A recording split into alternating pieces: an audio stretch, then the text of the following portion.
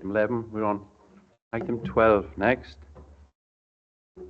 Transforming Towns Empty Property Enforcement Fund. And who's taking this one? Caris? Yeah, Yep, that's you. me again. Thank you, Leader. So this report is seeking approval to access Welsh Government's Transforming Towns Empty Property Enforcement Fund by entering into loan agreements to bring long-term empty properties back into beneficial use.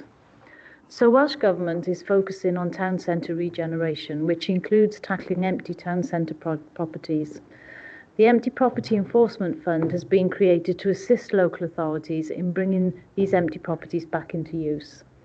And the aim of the fund is to provide local authorities with financial support to undertake enforcement action on prominent town centre empty properties or residential properties in any location.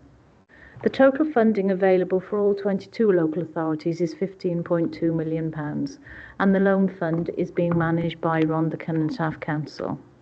All local authorities in Wales can apply for this funding on an interest-free basis, and it is repayable in full at the end of the term. Application to access the loan fund must be sent to Welsh Government, and if approved, Rhondda Cynon Taf will prepare a loan agreement for this council to review and approve. Under the terms of this funding, the council can either make individual applicants on a case-by-case basis or submit a multi-project application for smaller amounts of work. These options are detailed for you in paragraph 2.5 of the report. There are currently 3 active empty property projects ongoing which meet the criteria of this fund. 3 separate applications have been submitted to Welsh Government, 2 of which have been approved and 1 of which is pending approval. So a summary of those 3 projects is shown for you at paragraph 3.2. And Cabinet approval is being requested this afternoon to progress with these loan applications. So if I may, Leader, can I take you to the recommendations in section 9 of this report? Thank you. Thank you, Caris. And will Councillor Farr first. Again, thank you, Caris, for bringing this report forward and for the work that your team has done. And I really welcome this because, you know, we do get lots of complaints, don't we, from residents, from members about all the empty properties we have in the borough, and BCBC are not doing anything about it. So I really welcome this and I thank you for bringing it. So I'm happy to move this. Thank you, Chair. Thank you, Councillor Farr. Councillor Martin Jones. Yes, can I thank Caris for the report, and this is welcomed. If we just reflect on, I think it was a previous full council meeting where a member from the Maesteg, one of the Maesteg wards, actually raised a question, I think, on empty properties. And I just wonder, Caris, is there scope to improve our relationship with town councils in particular? They may have some ideas. I won't say a separate agenda, but they may have some ideas as to how they can work in partnership with BCBC on empty properties within the town communities. I didn't see anything in the report which suggested that, but I just pose a question. Is there an opportunity for have greater collaboration with town councils on this access in this fund? We can certainly look at that going forward. I mean, there are criteria for properties which can access this funding, and so some of them are around if the property is a nuisance, if complaints have been received. Now, those complaints may well have come in through a number of different agencies, but you could include the town and community councils in that. So we do reach out. We have an officer actually from the Shared Regulation Service, who were here earlier, who do a lot of the work with us on this, and they do reach out. But I can certainly take back, you know, that maybe the town and community councils would be a good source of information actually for us as part of this. Yeah. Yes, thank you for that, Councillor Johnson. Caris, because we do have Thursday this week a meeting with Town and Community Council Forums to talk about our future partnership, working together differently, better. That's something we could cover off as well, discuss there and see what appetite's there with the Town and Community Councils. Councillor Paul Davis next. Yeah, thanks, Chair. Thanks for the report, Caris. Reading this report, I look at page item 3.2 in the report. there's some big commitments for the authority there, you know, with enforcement, etc. It lays them out there. Do you think that we've got the resources to do this, you know, especially in the background legal stuff, because there's some quite hefty stuff that needs to be done there to fulfil this, you know, and we always talk about lack of resources, don't we, you know, is that the case here, or are we okay to fulfil the commitments that we're signing up to in this? If we get the approval this afternoon to progress with these loans, then we can actually draw that funding in through the Welsh Government funding, and they would fund a lot of that. So, you know, the total value of those three loans that you've got in front of you is over £250,000 worth of work to be done across those properties, which we'd pull down via that loan fund. Yeah. I understand we can get the money from them, but would we have the physical resources of personnel, you know, to actually carry it out? That's what I'm more getting at. Depending on the works, then I think we'd probably end up contracting out some of that work, depending on what it would be. So we would obviously have to have the resource to manage those contracts to make sure that the work is being done in accordance with our requirements. So you can just clarify that point. So the funding covers the cost with the officer resource as well, whether that's legal or, you know, for arranging works or quotes, managing contractors. Is that money drawn down Welsh Government, or is that coming from our own PCBC revenue resources? I think we've put in a business case for each of these three. What I will need to check for you, Leader, is whether they cover any of the in-house costs that we'd have to incur. I'll check that for you. Okay, thanks. I think that's the point you're trying to get to. Yeah. Right, okay, moving on. Did you second that then? I thought it had been. Oh, it has been. Moving on secondly. Right, Councillor Williams.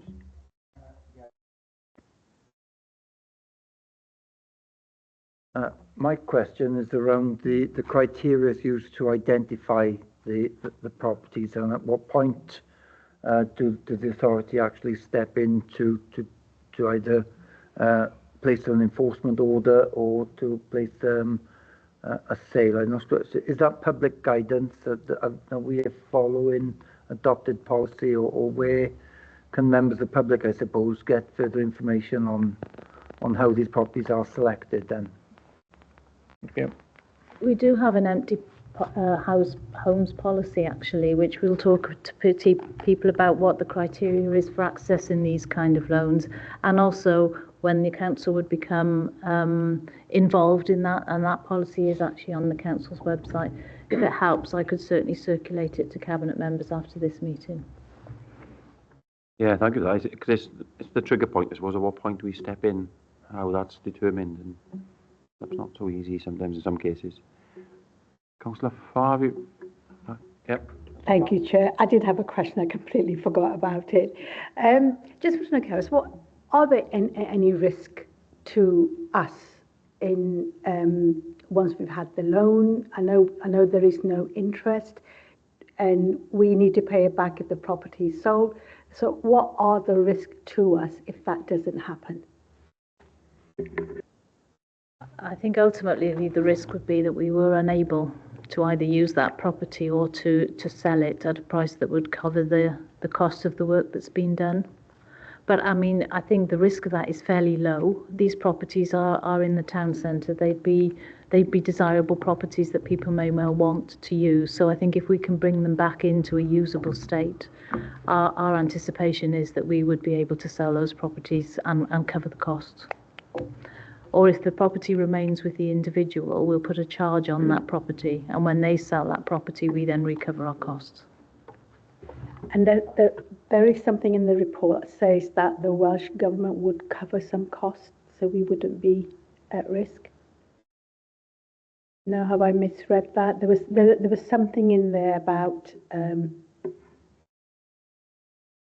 that Welsh Government would. Can I just check that for you and come back to you on that? Yeah. Okay, thanks. If no further questions, then we've been moved and seconded. We are in agreement with the recommendations? Yep. Right, thank you for that. We'll now move on to item 13, then, a tennis facilities management agreement. I think, Janine, over to you. Thank you. Yeah, many thanks, Leader. And for the purposes of the recording this afternoon, I'm Janine Nightingale, the Corporate Director of Communities. So, Cabinet, the purpose of the report in front of you today is about with regards to the development of those tennis facilities that we did across the borough last year, and looking to secure a decision from you about appointing an external operator for the management and maintenance of those going forwards. So just as a way of background, really, and for those that may be watching the meeting, back in April last year, 2023, Cabinet approved a recommendation to provide funding via our Community Asset Transfer Fund in the sum of £191,000 to enable us to refurbish 9 tennis courts at 4 locations across the borough. That was at Maesteg, Welfare Park, Griffin Park in Porthcawl, Kydie Park and Halequeue.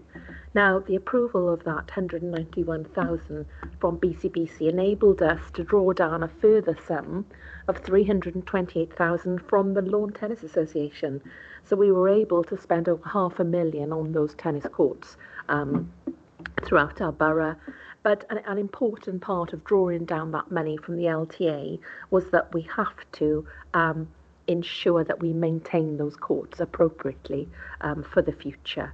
And at the time of us installing those tennis courts, it was always considered that we would look at an external operator to take over the management and maintenance of the courts, and also that we would look to establish a sinking fund to enable refurbishment and resurfacing in the coming years.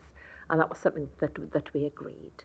Now, Section 3 of the report just sets out some details concerning where the courts are, when they were opened, and that they are currently maintained by our Green Spaces Department, which, among other things, includes removing debris, treating the surface weeds, conducting inspections on the conditions of the nets, the posts, the fencing, the gates, etc. So we are there regularly looking at these.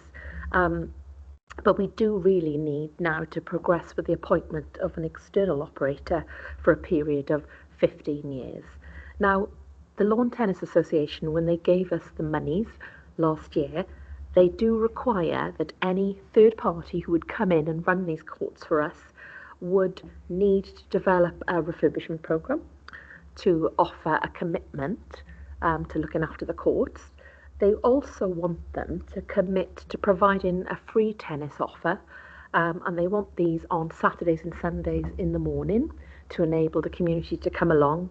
And so we envisage that any approach would be adopted across these tennis courts by any operator that we brought forward.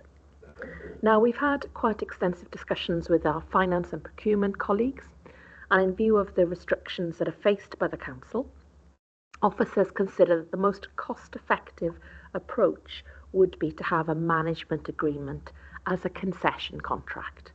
And what we mean by that is, in effect, that no payment would be made to the council for the services provided, but the value of the contract to any operator would be based on the level of income that it received over the term, and the operator then would take on the risk of compliance with the maintenance and refurbishment. So it would be no cost to us, but the operator would collect the income and then maintain and produce the sinking fund for us as well. So the council's procurement rules do allow us to suspend the rules. We don't need to use the corporate procurement rules for a concession contract as long as it's lower than £5 million. And in this occasion, this would be something that would be under that level. And there are some details of this provided in Appendix A for you. And in essence, what we've also done in this report in Appendix B is we've given you detail from the Lawn Tennis Association, their toolkit about how you put together a sinking fund for maintenance. And that's included as Appendix B. Really helpfully, they tell you the amount of money you'd need to save and what you'd need to do with it in order to keep those courts as they are. So if approved this afternoon, our intention would be to develop a concession agreement, and it would have the following aspects in it. Absolutely maintenance for the courts, the appropriate sinking fund, so we had a maintenance fund there, confirmation that when we hand over these brand new courts, they would be handed back in exactly the same condition at the end of any agreement, that all coaching services provided, pay and play, subscriptions, etc. would be used and are plausible, would be used for that operator to maintain that facility, that a minimum of 15 hours and a maximum of 30 hours of tennis activity and coaching would take place each week across the three to show that we do have some growth in our grassroots tennis playing. That there would be funding of annual gate access charges would be paid for by the operator, because the charges there currently, all the gates at the tennis courts are pin coded, and obviously there's an operator's license for those, and that any operator that come in developed a comprehensive development program to ensure that we including free provision for underrepresented groups, so we can have tennis for all. So that is where we are with our thinking cabinet.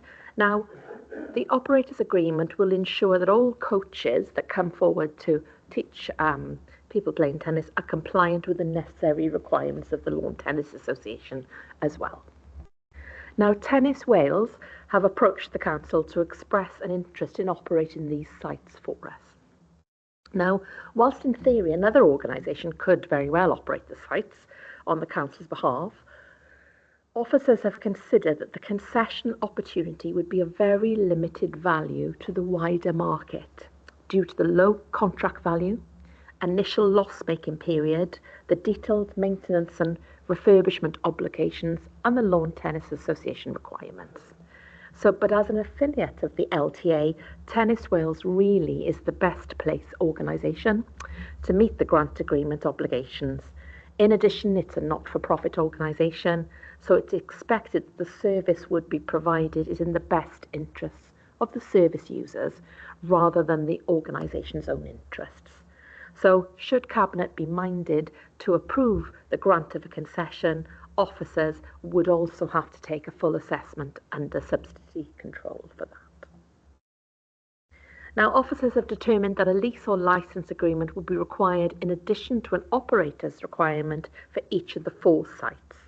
And we would suggest that that is delegated to myself as the corporate director of communities to delegate the function. But what I do want to make clear at this point, it's not in the report, is that Ogmore Vale, the Caerdydd site, is on land that is held in trust. So any management agreement that we put in place for the Caerdydd facility will have to be subject to the most appropriate lease or licence being agreed and given due consideration to anything that's within that trust. We don't anticipate that being a problem, but we do need to go through that extra layer to ensure that any concession on that site abides by the rules of the trust, just for you to be aware. So if I take you to the financial imps in section 8 of this report, currently the Green Spaces Department are managing this facility, and there is unlikely to be any financial implication to the authority of having Tennis Wales manage this concession on our behalf, because we think there's enough income, enough use of this facility and enough grants available for them to do that on our behalf. So please can I take you to section 9 of the report, Leader and Cabinet, for your agreement. Thank you. Thank you, Janine. I'm going to say it's been an amazing positive development over the last year. The over £500,000 investment for our 190,000, but also investment in the sport perhaps hasn't been promoted in the past.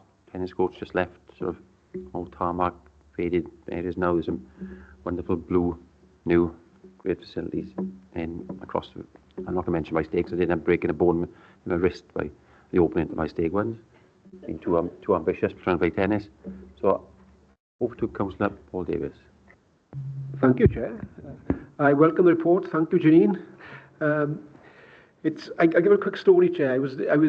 I went to Porthcawl with Councillor Farr a couple of weeks ago on a site visit, not to this park, but next door to this. It was a rainy afternoon, and we just wandered around the corner, and there was about 10 or 12 people playing tennis. And I couldn't believe it. It was actually raining when they were playing tennis. But so it is popular, if nothing else, you know.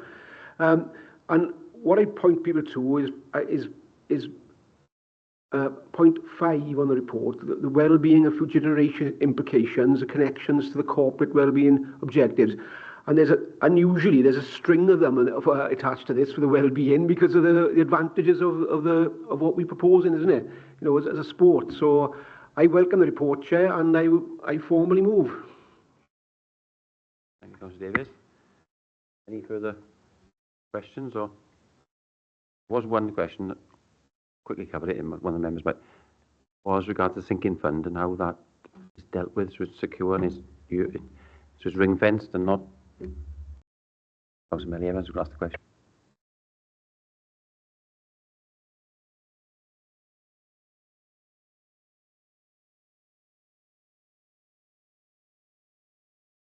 Yeah, I know the team have discussed with the Lawn Tennis Association about the sinking fund. I know it is secure, and it is ring fenced for this, only for this. And as part of any license agreement we grant or concession, we will have to have knowledge or see the money that's mounting up in there.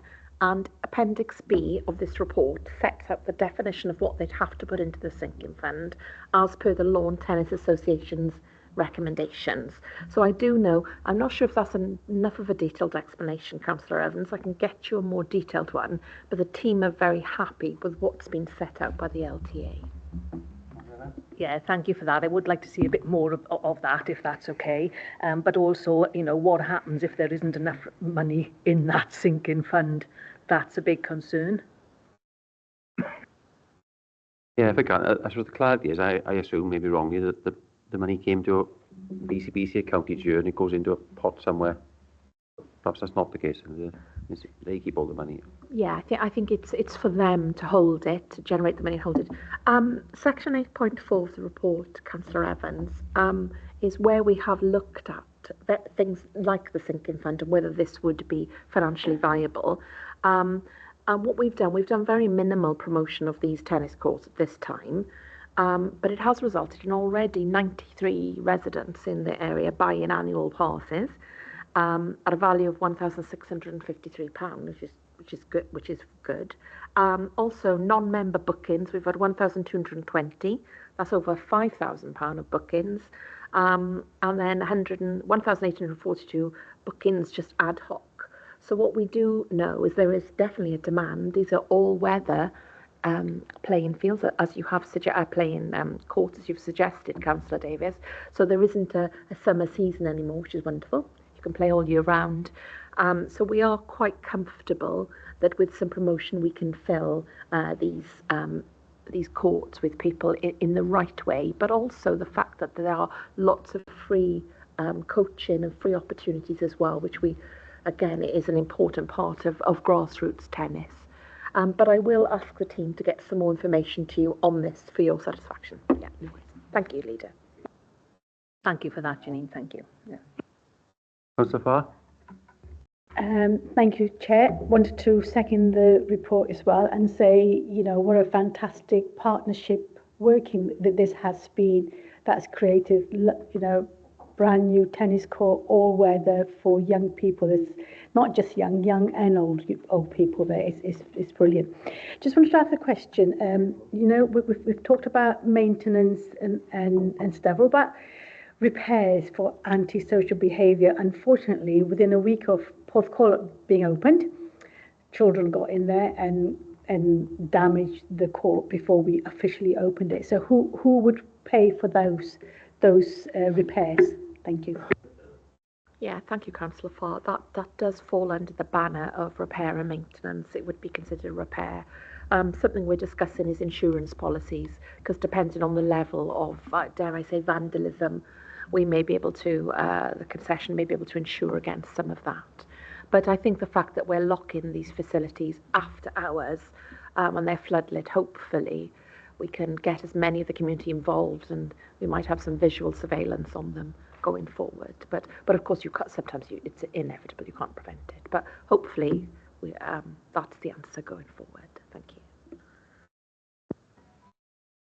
Thank you, Jean. There's a word you mentioned there, floodlit. That's something I think we haven't got yet, but we do need, because they are great facilities, but they are not floodlit yet. And maybe that's something, and in paragraph 8.3, it does say about tennis wheels have the support of Lawn Tennis Association and the potential for access to further funding streams in the future. So maybe that's something we need. Yeah, apologies, Leader. I'm thinking ahead of myself because I know we've been looking at grants. We do need, it is needed. I mean, it'd be ideal because in the Yeah, winter, absolutely. they can still be used in the, it's dark by 5 o'clock, they still can be used in the evenings across Absolutely. all sites. So something we need to work with, if we agree this, with tennis wheels to see if they can access some funding for floodlights. Yeah, that was a point raised with us in Porthcawl, and I think another point that was raised with us was the fact there were residents living right opposite the tennis court, but what the person from the tennis wheels was saying, you can get these special lights, floodlights, which will not affect residents living across the road. So yeah. Okay, thank you for that. That's been moved and seconded. Very positive report and development. Are we all in agreement? Aye. Right. Great, thank you. Item 13, so we're moving on to item 14 next, the allocations in the Town and Community Council Capital Grant Scheme, round 2, 24-25. Back to you, Janine. Okay, thank you, Leader. Yeah, I'm pleased to say this is another positive report this evening, although late afternoon, I should say. So the purpose of the report today, Cabinet, is to seek your approval to allocate capital funding to Town and Community Councils as round 2 of our capital grant schemes. We've been doing this since 2017, and the funding has really helped Town and Community Councils to undertake schemes to support their proposals, to support net zero, to support well-being, and it's something that we have been very passionate about continuing across the county. So what we did is we launched the second round of this scheme. The applications closed on the 31st of August this year. We had a budget available of a budget available of 219,000 to spend. There was some monies left over from earlier this year and a roll over from last year. And so we had a total of 8 applications that came in. They're in the table 3.3 in front of you. We had an applications panel, a funding panel, which assessed every application against the criteria.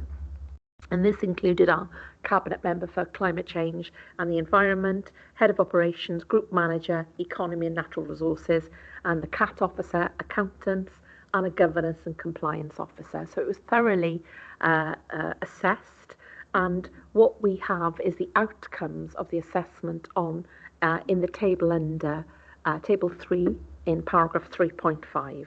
Now, from the applications that we've had, 7 went forward. No, sorry, 6 went forward and 1 didn't quite reach the bar.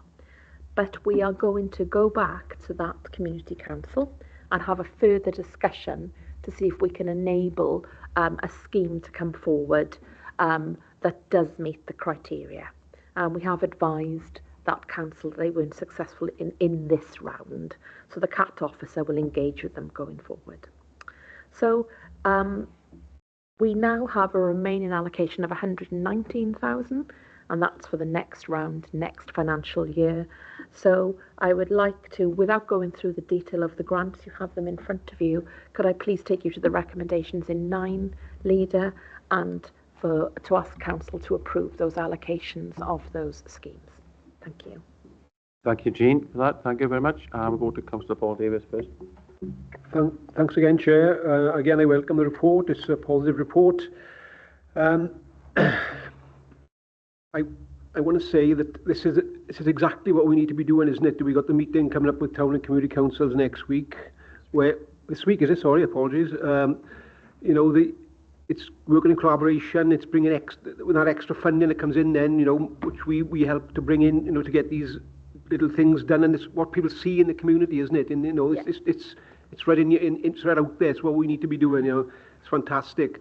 My only concern, I recently attended 1 or 2 of these meetings.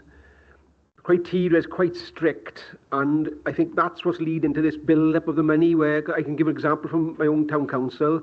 They sort of give up, applying in the end, because every time they applied, they couldn't meet the criteria, So I think it may be something we need to look at, to loosen the criteria, maybe, I don't know, but we can work with the ones that are unsuccessful, as you said, Janine, because quite often it's the wording of the application is wrong sometimes, because it does fit the criteria, though they haven't expressed that when they fill in the form so it's two things to look at there, I think. And I move the report. Thank you, Chair. Thank you, Councillor Davis. Councillor Caparos. Thank you, Leader. I'd happily second this report.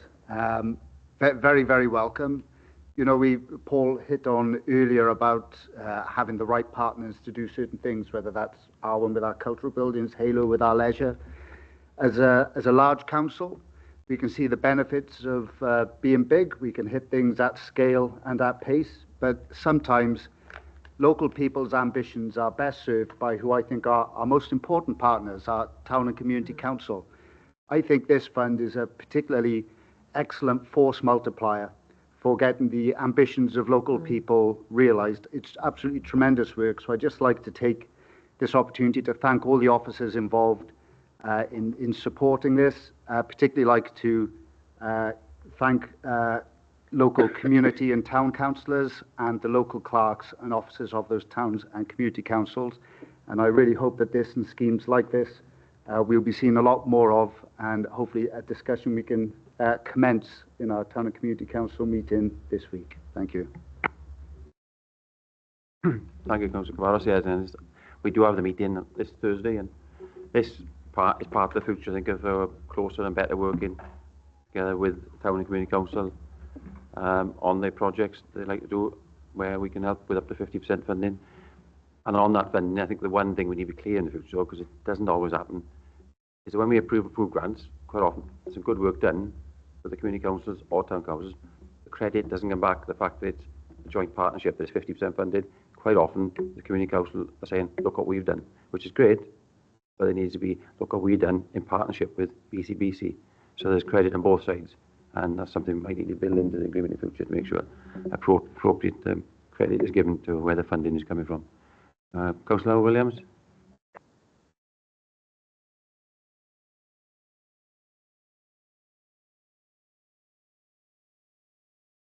Mike, sorry.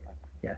Allocation G to St Bride's Minor Community Council involves lighting on a footpath. So I'm just wondering, will it be ongoing revenue costs there, and who will be responsible for that? Will that be the responsibility then of the community council? Because that's slightly different. Most of these are capital costs, which are one-off spend. Way to go. But it looks to me as though lighting on a footpath will incur an ongoing revenue cost. So who's responsible for the revenue cost? Yeah, I need to check that, I'm afraid, Councillor Williams. My gut is, if it's not a statutory light, as in it's light in the highway, it may be the responsibility of the community council, but I would need to check that one. Yeah, we do have very low energy lights though across all our borough, and an LED would be a very low energy light, so it wouldn't be a large revenue cost from it, but I would need to check that with the officers.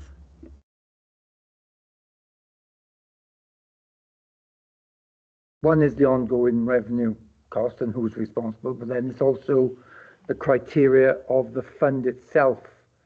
Does it actually meet the criteria of the fund itself? So maybe we better have a closer look at G. That's a recommendation. Yeah, thank you, Councillor. That's a valid point. I think we do need to be clear with any of these schemes that have ongoing maintenance costs. Who is picking? I think the intention is any scheme, the ongoing maintenance is rests with the applicant. But it depends with the lighting, where they plug in the lights into, or where they tap it into.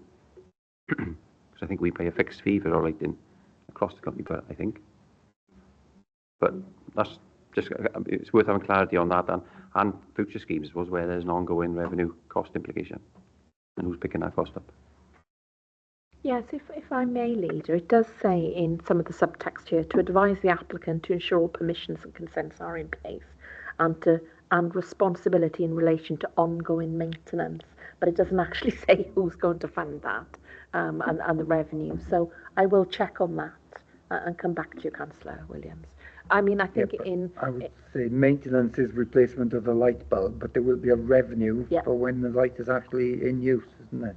Yeah, absolutely. We'll check on that one. But in principle, you're happy with it, but we do need to check on the revenue piece before we agree it.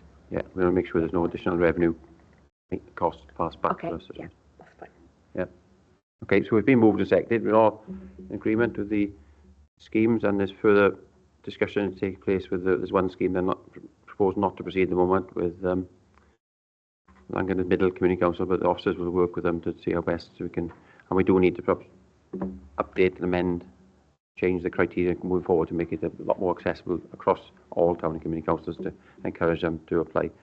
But we can discuss that further again in the meeting Thursday with town and community councils as part of our future sort of plan to use this fund. And like I see this fund, hopefully in the future, could be a lot more money than there now, because it has a multiplier effect, as Councillor Caparas has mentioned, and it provides the things in the communities that the public want to see. Councillor Davis?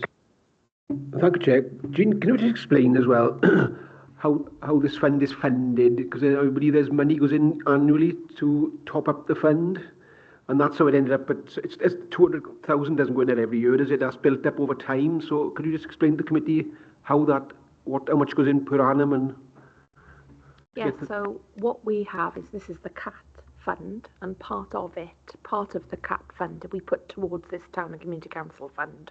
And we have in the past allocated monies to it, but I'm not sure going forward if there is further monies allocated at this. And this is what is left in the pot. And what we've always talked about with the CAT scheme, when we initially launched it, we have put millions into it over the last however many years, 4 or 5 years, but we are getting to the tail end of this. So if you do want to continue this work, we will have to have an allocation within the council's capital programme going forward.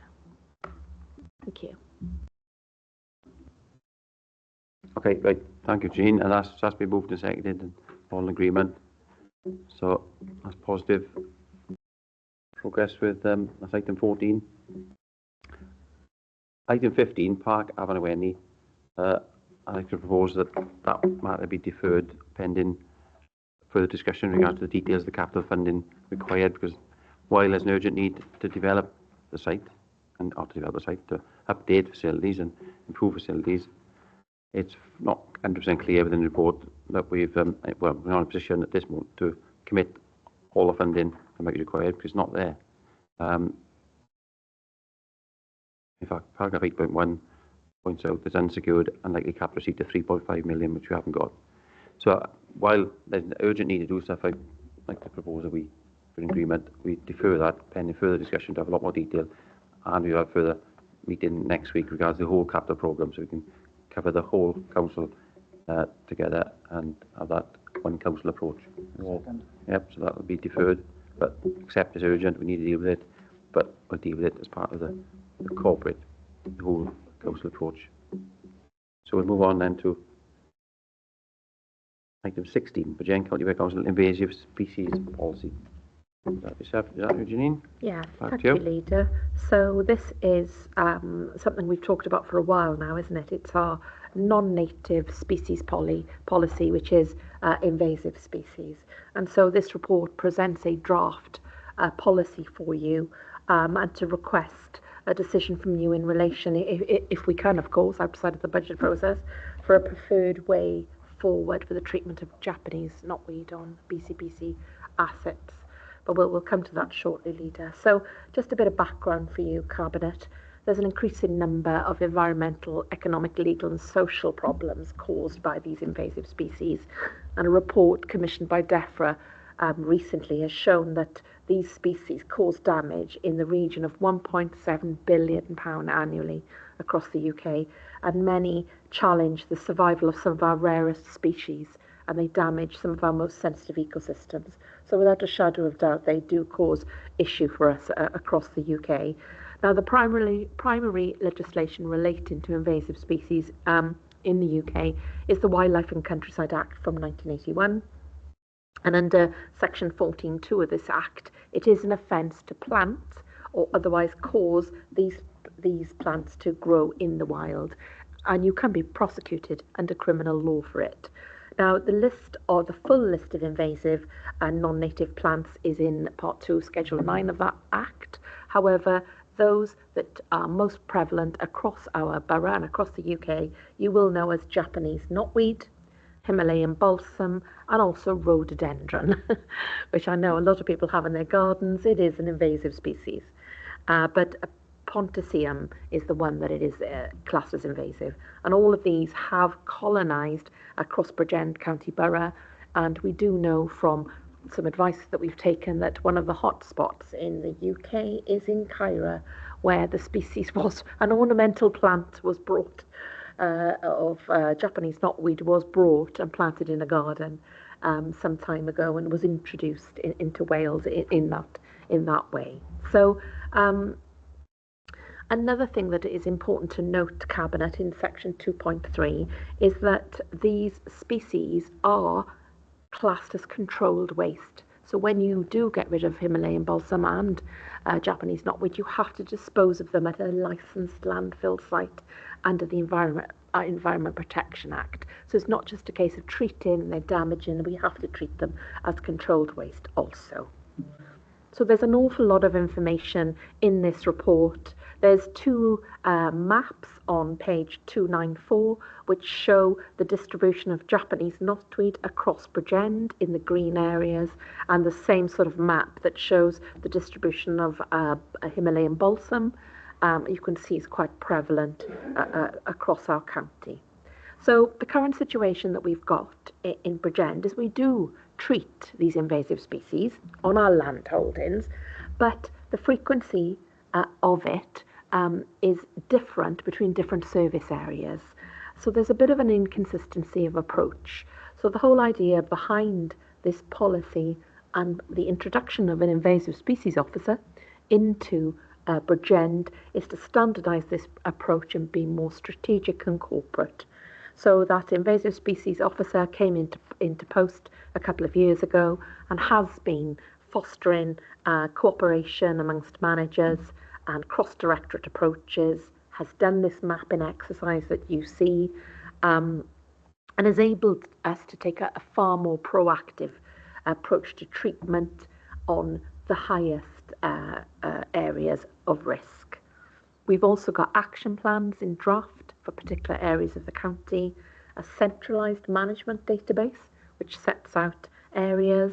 We've got a working group which now meets regularly with representatives from all those areas, including climate change, corporate landlord, finance, green spaces, highways, and importantly, schools. So, and what you will see attached to this report, Cabinet members, is Appendix 1, is the draft invasive species policy that we are proposing that you adopt this afternoon. It has 6 topics in it, 6 areas. It covers background to the policy. It carries the scope, which is important that we know exactly which areas we're talking about. It sets out best practice in relation to the management of invasive species, what the reporting procedure should be, how we prevent and mitigate the spread, and all of the relevant legislation. Now, this draft of policy was discussed with members at council. There was a council awareness session on the 14th of February this year, 2024, and Town and Community Council members saw this policy March the 11th this year at the Town and Community Council Forum. So it's had quite a bit of view so far and some awareness. And a series of options have been started to be discussed about how we look at the future management of this going forward. What do we as a council want to adopt? Now, the difficulty about this next section of this report is it is quite expensive to treat high priority areas of invasive species. We have a duty as a council to treat and prevent knotweed spreading into neighbouring land, and where we have knowledge of knotweed being present on a property, we do have to take action, or there may be some legal claims and we may be in breach of legislation.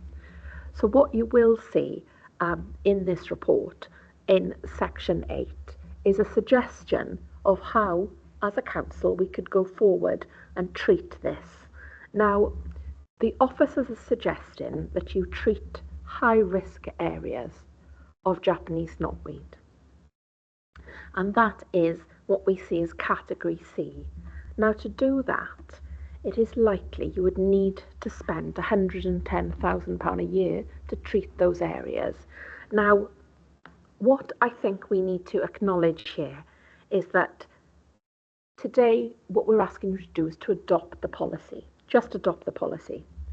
And then that's regardless of which management approach you choose to go forward with.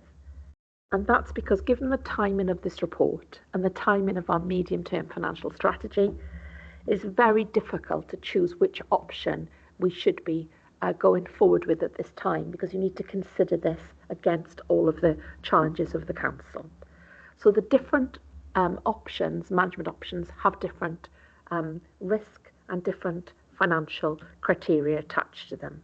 So what I would say here, if you are minded to present a cost pressure, as part of the MTFS, we would recommend that you adopt option C, which is we treat the high-risk areas, but that would come as a cost pressure of £110,000 a year. But we could not do any of that until we had an approval of budget, and it's discussed as part of the MTFS and approved by Council in February this year. So, saying that, could I please take you to the recommendations, Leader and Cabinet? And in the main, it is for you to adopt that draft policy, invasive species policy, and that if you could consider the management options, but we do understand that maybe that's a decision for when the MTFS is approved in February 2025. Thank you. Yes, thank you for that, Janine, and you're spot on there where we need to be heading. But we'll take some questions first. Councillor Williams.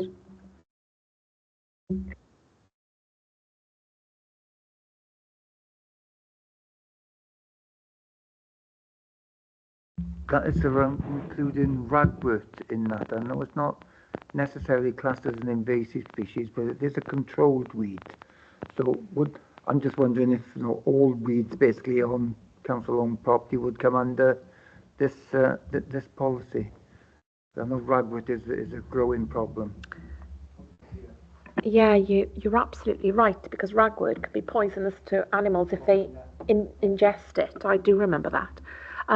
This policy, as it stands, relates in the main to Japanese knotweed, Himalayan balsam, and the rhododendron, who are classed as the highest risk invasive species.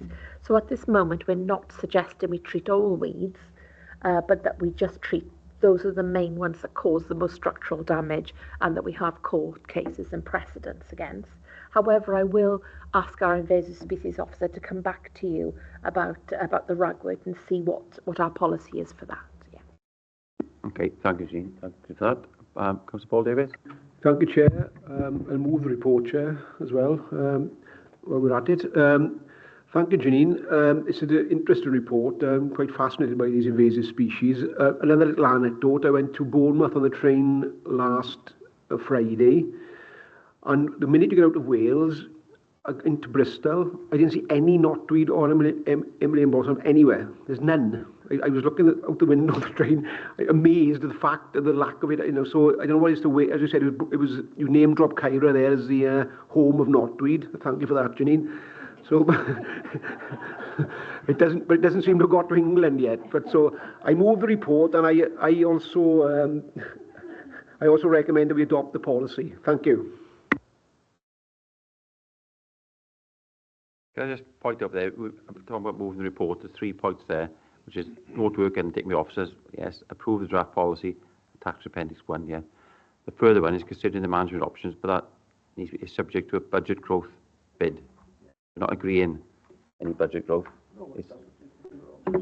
Yeah, I know, that's what she, but the wording in the recommendations is perhaps it can only progress subject to outcome of future medium-term financial strategy, which is correct. But part of a budget growth bid. And the one thing I think perhaps it also needs is further discussion about across the authority treatment of weeds, because we spend, I think, probably 70k treating highway weeds through contracts. We've cut that in the past. The costs have gone up. So there's an whole issue about, what are we going to spend on dealing with weeds, control, invasive weeds and weeds on highway, visibility purposes, and how best that is done corporately moving forward. The amount of money we're spending, talking about possibly spending, could that pay for a team to be full-time spraying weeds? I don't know, because Chapley's knotweed is generally dealt with by drowning the weeds with glyphosate weed killer, with a hose pipe basically. And there's many contractors out there doing it, doing a great job, but it's not a difficult job to do, and maybe it's something we need to consider across a corporate basis, how best we deal with weeds and the treatment, and could that be done in-house? I got to get that word in. Thank you. Right, so that's been moved and seconded? Second. Yes, agreed, all? Aye. Thank you. Item 17, urgent items. I've not been notified of any urgent items, so that's that item done. Item 18, then, exclusion of the public. Need to give consideration, Kelly? Thank you, Leader. The next item on your agenda, in my opinion, contains commercially sensitive information, and therefore my recommendation to you would be to deal with this item in closed session. Obviously, all Cabinet are aware of the test you need to apply, and I therefore ask you to consider the test and determine whether to deal this in closed session. Obviously, at a later date, the information, when appropriate, would be made available to the public. Okay, thank you, Kelly. Are we all in agreement? Happy that satisfy the test? Right, okay. So we'll exclude the public. I don't know if we have anybody online.